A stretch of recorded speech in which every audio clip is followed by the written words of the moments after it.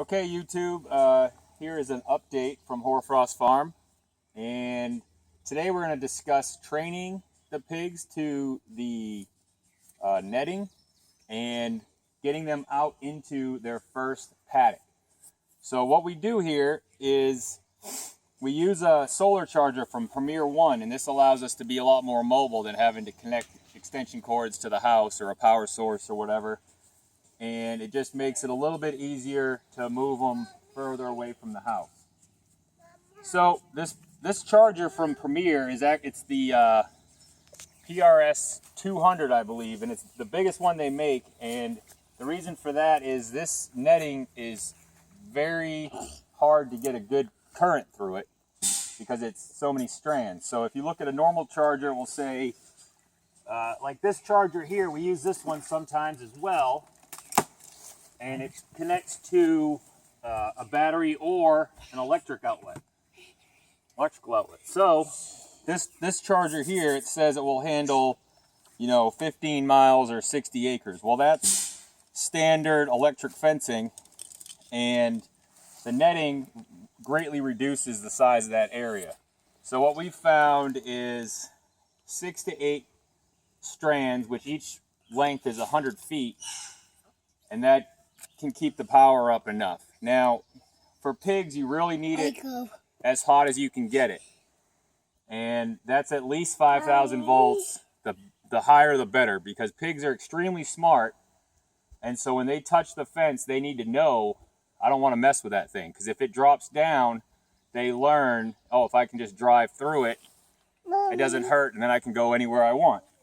So, like I was saying, this is one charger we use, and this one, we're not using it right now. We use it kind of as a backup for the solar if we've had a bunch of days that the sun's not hitting it, or like if it's not in an ideal location like it is right now, because if it doesn't get enough sun, then obviously the batteries die, and then we hook it to just standard deep cycle marine batteries, and we'll hook that up and that will run, and then we'll just check the fence every day. And then once it starts getting low, we'll switch out batteries, charge the old one, and keep switching them out like that.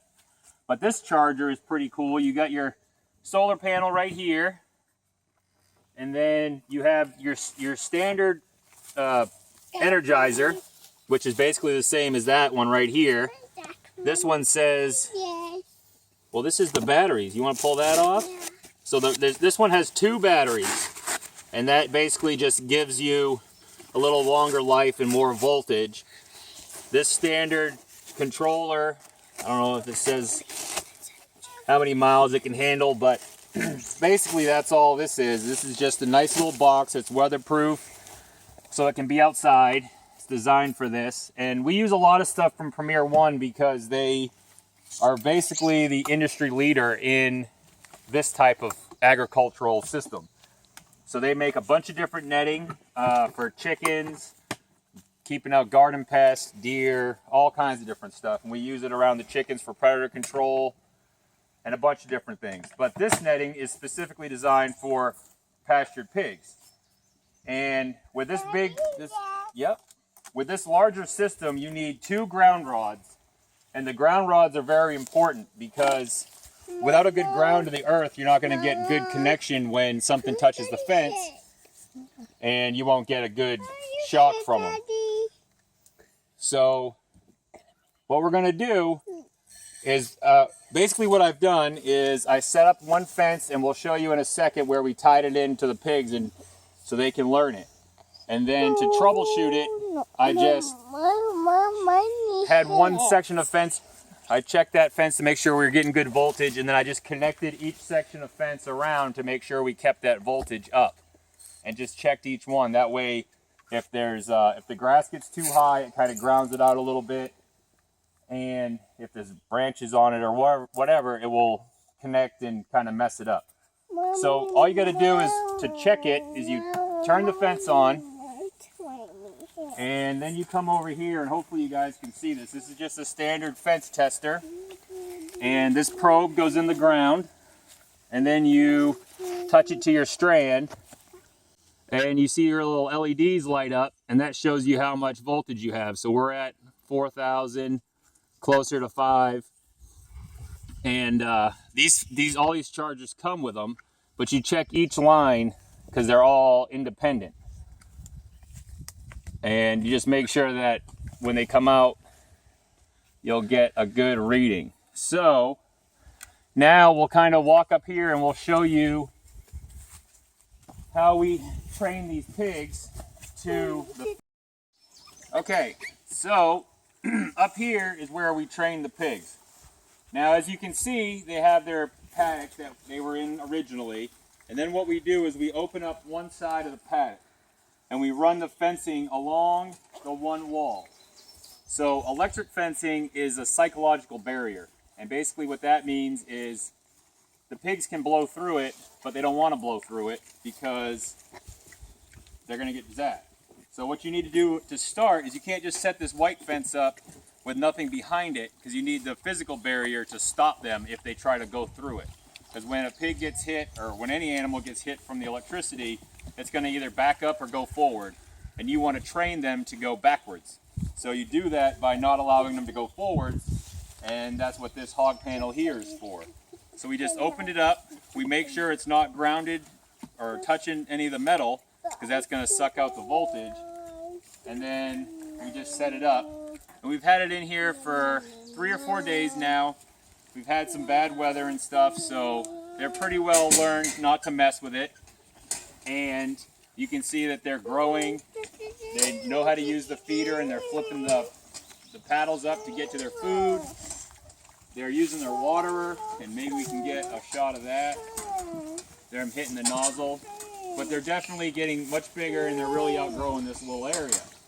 So what we're going to do now is we're going to take this panel down, open the fence up, and then let them into this paddock, and then we will hopefully not have any pigs escape. So I'm going to go shut the fence off. I'm going to set this fence up to open the panel up. We'll turn the fence back on and come back and hopefully get some pigs coming into this paddock and starting to explore and getting into the grass and stuff, because they're trying to eat it through the hog paneling, and they definitely want it. And so what we did here is, as you can see, we took out that hog panel that was on this side, and then we just bent the fence back so they can't get out. The nice thing about this fencing is it doesn't have to be connected to create a circuit. The energy flows both ways. So the one end is over here, and the other end is over here, and they don't have to be connected. Now, once we get them into the woods, it'll be connected so they can't escape. But at this point, we don't really need to worry about that, because we're still going to let them get him into the original pen, because it's still been chilly at night here, and so they still need some shelter. Once it gets warmer out, they won't need it. Even in the fall, when it gets cold again, they'll be big enough where they just, lay together, and they create enough body heat where they don't even need to get any sort of shelter. And the feeder's still in there. They're still learning everything, but this is basically the first paddock. And from here, what we'll do is every 10 to 14 days or so, depending on what they're doing to the land and how much food they're eating, we'll move them to a new spot, and we'll move the feeder and all that stuff down with them. And then we'll do a video showing, kind of what they've done to this property and where they're going next, and just the whole process. Basically, what we're trying for them to do is, on top of just creating the best pork you can have in the world, in my opinion, what we're doing is we're using them to clean the landscape. So there's a lot of areas around the world, in the country, where the forests are just getting crazy. And we think that, when we think of pristine woodlands, we think of it as unmolested. But really, it's been managed by animals and people for thousands of years. And we're just trying to mimic that sort of management. So what we do is we selectively cut out their pasture areas and promote oaks and other mass-producing trees. And then the pigs come through and clean up all the diseased acorns and any other stuff that we don't really want in those forests. And so we're using them to regenerate the woodlands, and at the same time we're growing delicious pork. So we're doing this, you know, we're using areas that a lot of farmers don't consider arable because they're used to pastures or hay or whatever, and you just think of the woods as an area of woods. But that's really where pigs shine. So we appreciate you guys checking us out. Subscribe to the channel to, you know, continue to follow this season and hopefully the rest of the seasons. And like us on Facebook to see other video and other content.